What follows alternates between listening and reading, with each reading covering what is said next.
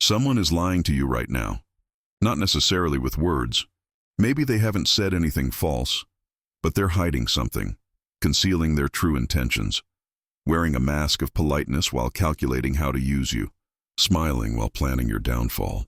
And if you can't read the signs, if you can't see through the performance, you're operating blind in a world where everyone else is gathering intelligence on you while you naively take their words at face value.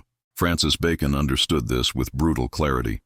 He lived in the Elizabethan court, where reading people wrong wasn't just embarrassing, it was fatal, where courtiers smiled to your face while plotting your ruin, where allies became enemies overnight, where a single misread of someone's true intentions could cost you everything: your position, your wealth, your freedom, your life. So Bacon developed a systematic approach to reading people, not based on mysticism or intuition, but on observable patterns of behavior that revealed what people were actually thinking and feeling beneath their carefully constructed facades. These weren't parlor tricks, these were survival skills, refined over decades of navigating the most treacherous social environment imaginable, and they work just as effectively today. Because human psychology hasn't changed, people still lie, still manipulate, still wear masks, still reveal their true nature through patterns they can't fully control. You just need to know what to look for. So let's break down Francis Bacon's 14 psychological tactics for reading anyone instantly. Tactic 1. Watch what they do when they think no one's watching. Bacon's first principle was simple but devastating. People perform when they know they're being observed. They control their expressions, moderate their behavior, present the version of themselves they want you to see. But when they think no one's watching, when they believe they're unobserved, the mask slips. The real person emerges. This means the most valuable information comes from observation, not conversation.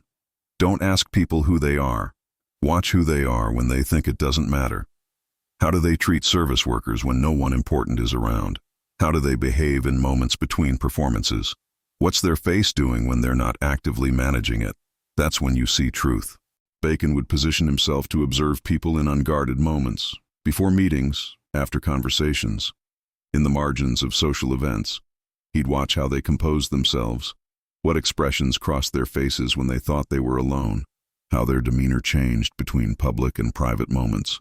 And those glimpses of unguarded behavior told him more than hours of direct conversation ever could. The practical application is this: don't just interact with people. Observe them when they're not actively interacting with you. Watch them with others. Watch them alone. Watch them in transition between social contexts. The shifts in behavior reveal which version is performance and which is closer to their actual nature. Tactic 2. Pay attention to incongruence. When someone's words don't match their body language, their tone doesn't match their message, their facial expression contradicts what they're saying, believe the nonverbal signal. Always. Because conscious lying happens in words, unconscious truth leaks through the body. Bacon was meticulous about this. He'd listen to what people said, but he'd watch how they said it. If someone claimed to be pleased but their smile was forced, jaw tight, eyes not engaged, he knew they were performing pleasure while feeling something else. If someone expressed agreement but their body was turned away, arms crossed, weight shifted back, he knew they were disagreeing while socially complying. This is critical because most people only listen to words. They take verbal statements at face value, but words are easy to control. They're conscious, deliberate, chosen. The body is harder to control. It leaks truth through micro-expressions, tension patterns, unconscious gestures. So when there's conflict between verbal and nonverbal, the nonverbal is almost always more accurate. The skill to develop is noticing mismatches. Someone says they're confident, but their voice is tight and their hands are fidgeting. Someone claims they're calm, but their breathing is shallow and their pupils are dilated. Someone insists they're honest, but they can't maintain eye contact, and their story has too many unnecessary details. These incongruences are tells. They're the cracks in the mask where truth seeps through. Tactic 3. Observe their baseline first. You can't read changes in behavior if you don't know what's normal for that person. Bacon emphasized this constantly. Before you can identify when someone's lying, anxious, angry, or calculating, you need to know what they're like when they're relaxed and truthful. You need their baseline. Some people are naturally fidgety. Some maintain intense eye contact naturally. Some tell elaborate stories with lots of details even when they're being completely honest. If you don't know their baseline, you'll misread their signals. You'll think they're lying when they're just nervous, or miss their lies because their deceptive behavior looks like their normal behavior. Bacon would spend time in low-stakes interactions with new people specifically to establish their baseline. How do they behave when discussing neutral topics? What's their normal eye contact pattern? How animated are their gestures typically? What's their standard speech rhythm? Once he knew these baselines, he could spot deviations. And deviations, especially in high-stakes moments, revealed when something had changed, when they were hiding something, when they were under stress, when they were calculating their next move. The practical method is to observe people in relaxed, low-pressure situations before trying to read them in important ones. Casual conversation, social settings, moments where nothing significant is at stake. Get a sense of their normal patterns. Then, when stakes are high, when important topics come up, when their interests are engaged, watch for changes from that baseline. Those changes are information. Tactic 4. Listen to what they don't say. Bacon understood that omissions reveal as much as statements. What someone carefully avoids mentioning, what questions they deflect, what topics they redirect away from. These absences are data. They're the shape of what someone's trying to hide. If you ask someone about their past, and they give you detailed stories about everything except a specific period, that period is probably where secrets live. If someone talks freely about all their relationships except one, that one is probably significant. If they're open about everything except their finances, or their family, or their previous job, that's the area they're protecting. Most people don't notice omissions because they're focused on what's being said, but Bacon trained himself to track what wasn't being said, to notice the gaps, to mark the topics that got glossed over or redirected, and then to gently probe those areas, watching how the person responded to questions about what they'd been avoiding. The tactic is to mentally map someone's narrative. What are they telling you? What are they emphasizing? And critically, what are they not telling you? Where are the holes? What questions does their story raise that they're not addressing? These gaps are often more revealing than the information they're freely providing. Tactic 5.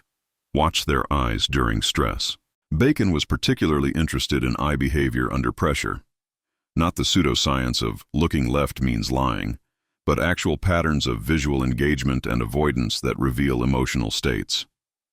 When someone's lying, they often reduce eye contact, not because of some universal law, but because maintaining eye contact while deceiving creates cognitive load. It's harder to lie while looking directly at someone. So liars often glance away, look down, create physical distance between their eyes and yours. Not always. Skilled liars can maintain eye contact, but most people show this pattern. When someone's angry but trying to hide it, their eyes often harden even if their face stays neutral. The muscles around the eyes tense. The gaze becomes more fixed, more intense. You can smile with your mouth, but anger shows in the eyes through subtle tightening that's hard to fake. When someone's afraid, their eyes widen slightly. Pupils dilate. They blink more frequently. They scan more, looking for threats or exits. Even people who are skilled at controlling their faces often can't fully control these autonomic eye responses. When someone's calculating, evaluating you, planning their next move, their eyes often defocus slightly. They're not looking at you, they're looking at their internal thoughts. Then they refocus when they've decided what to say or do. That moment of defocus and refocus is the gap where strategy happens. The skill is learning to read eyes independent of words, to see the emotions and cognitive processes happening behind the verbal performance.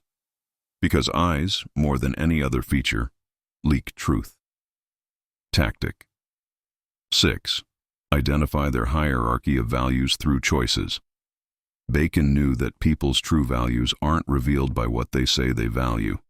They're revealed by what they choose when values conflict.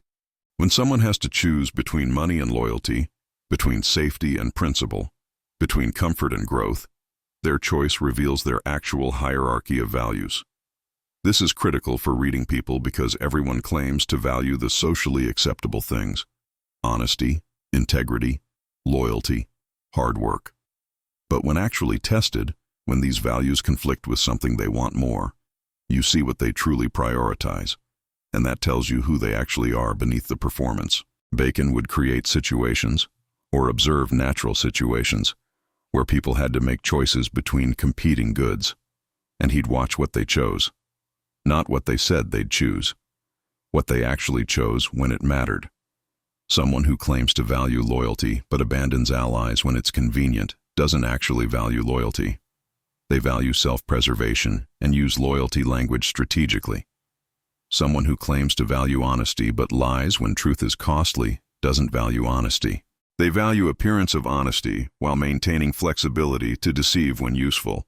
The practical application is to pay less attention to stated values and more attention to revealed preferences.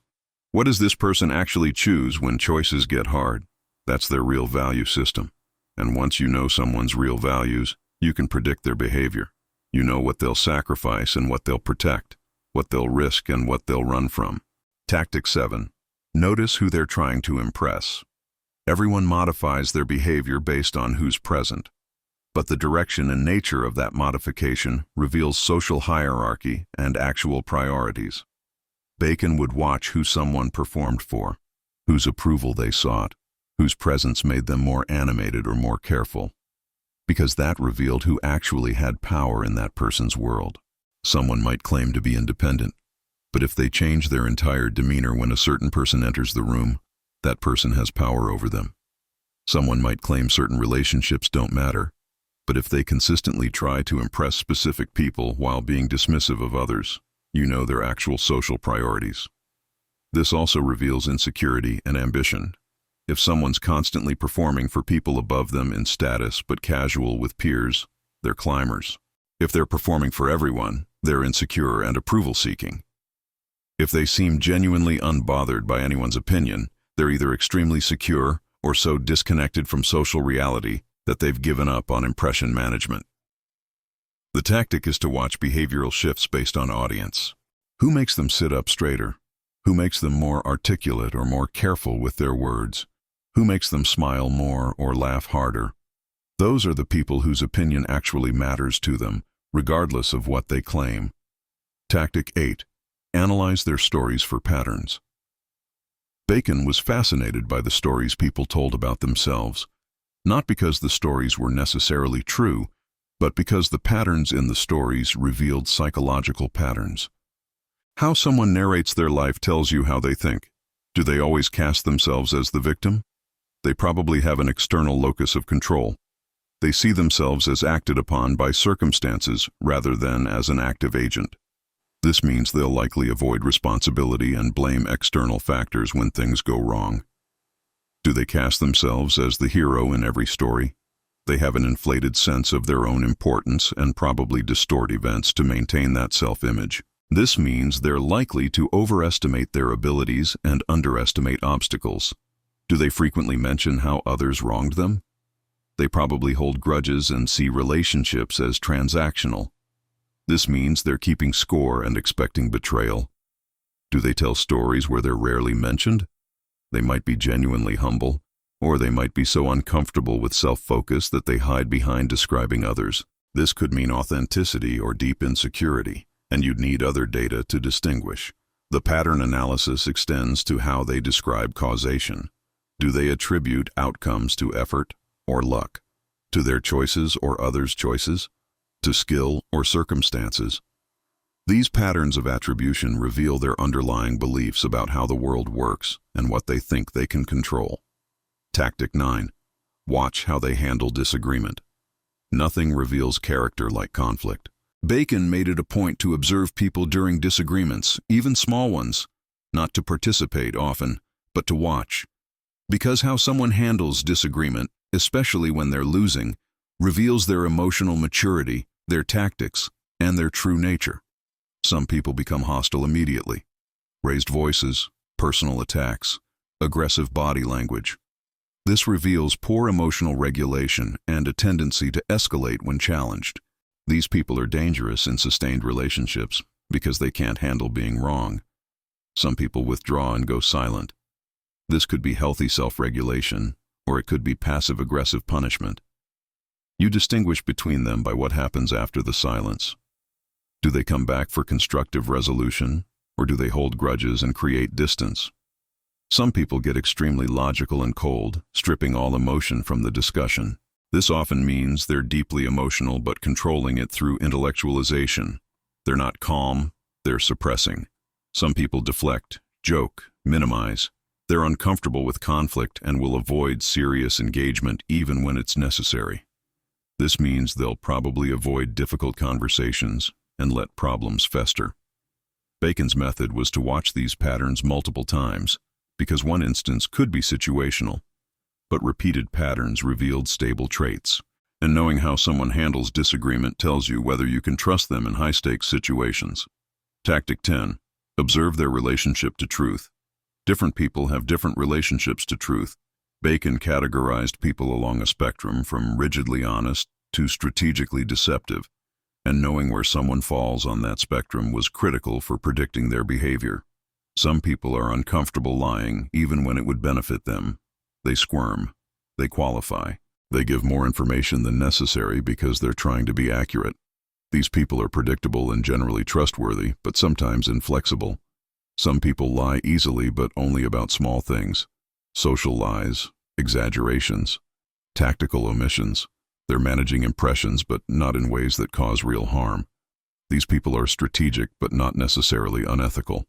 You just need to discount their statements by some percentage. Some people lie about significant things with no visible discomfort. They'll tell you complete fabrications without a tell, without hesitation, without any sign of moral conflict. These are the dangerous ones, because if they can lie about big things easily, you can't trust anything they say. Their words become meaningless, and you have to read them entirely through actions. The way to identify where someone falls is to catch them in small, inconsequential lies. See how they handle it. Do they admit it when caught? Do they double down? Do they deflect and justify? Do they seem unbothered? Their response to being caught in a small lie tells you what will happen if the lies are bigger. Tactic 11. Track their consistency across contexts. Bacon's principle. The more someone's personality changes across contexts, the more they're performing rather than being authentic. Authentic people are relatively consistent. Performers adapt their personality to each audience.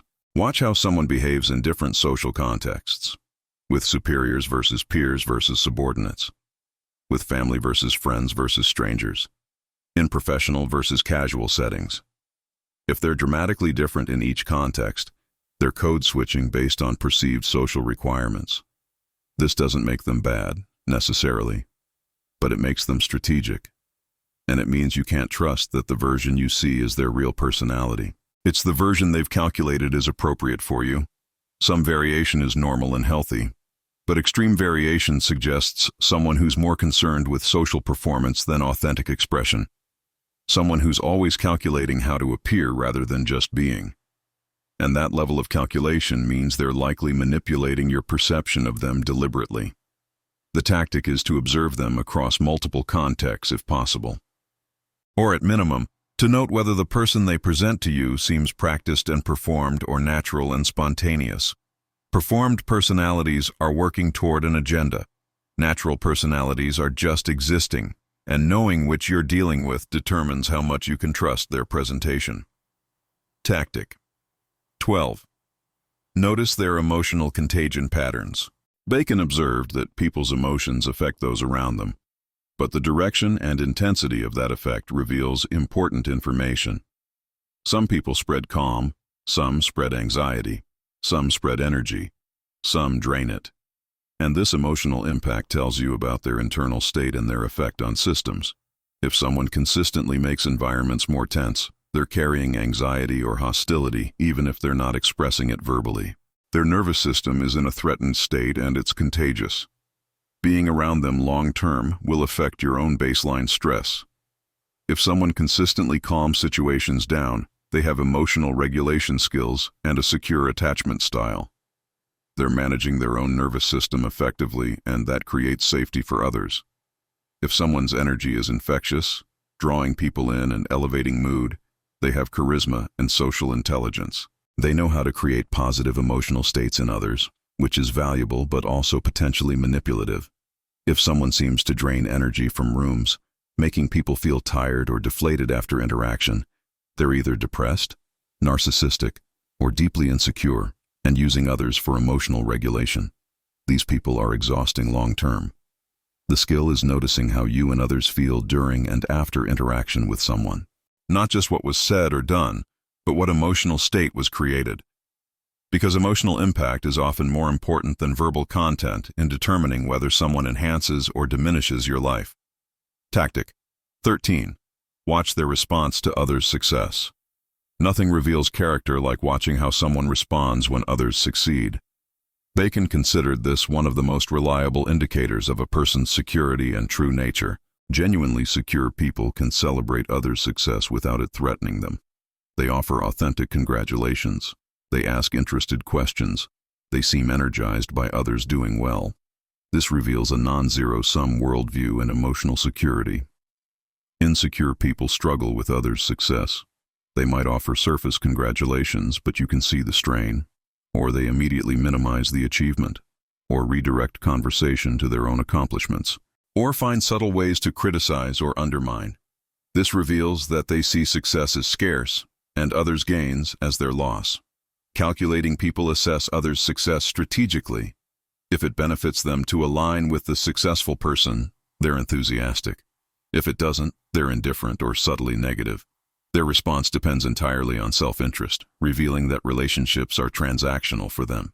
The tactic is to observe someone when others in their sphere achieve something significant. Do they seem genuinely happy, threatened, strategic?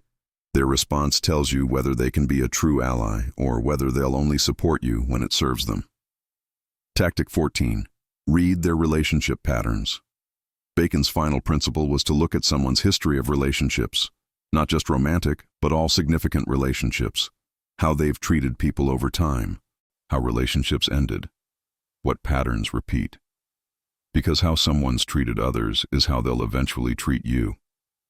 If someone has a trail of burned bridges, if they describe every past relationship as the other person's fault, if they have no maintained long-term connections, that's not bad luck.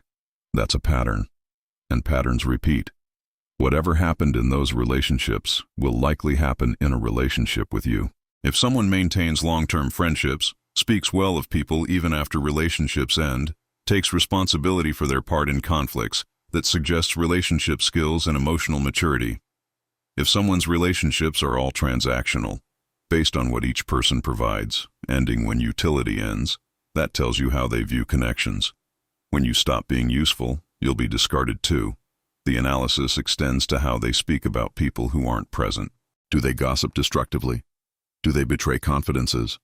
Do they talk about others with respect even when criticizing? How they treat people behind their backs is how they'll treat you behind yours. Bacon would inquire subtly about someone's past relationships and listen carefully to how they narrated those stories. Who was blamed? What patterns emerged? How did things end? This history was the best predictor of future behavior he'd found. Synthesis. Becoming unreadable while reading others. Here's the dark mastery level that Bacon achieved. While developing these tactics to read others, he simultaneously developed the ability to be unreadable himself. He controlled his baseline, maintained incongruence intentionally when useful, managed his eye contact and stress responses, told stories strategically, performed different personalities in different contexts when it served his purposes. This is the ultimate application. You're not just learning to read people. You're learning the mechanisms of what you're reading so you can control those mechanisms in yourself. You become opaque while others remain transparent. You gather intelligence while giving none. You see through their masks while keeping your own intact. But this requires something most people don't have: constant self-awareness and self-regulation. You have to be aware of what you're revealing through your body language, your speech patterns, your behavioral consistency, your emotional reactions, and you have to develop the ability to control these signals deliberately. The goal isn't to be fake or inauthentic. It's to have choice, to reveal what you choose to reveal and conceal what you choose to conceal. Most people have no choice. They leak information constantly through mechanisms they don't control. But once you understand these mechanisms, once you can read them in others, you can manage them in yourself. The price of sight. Bacon's tactics work.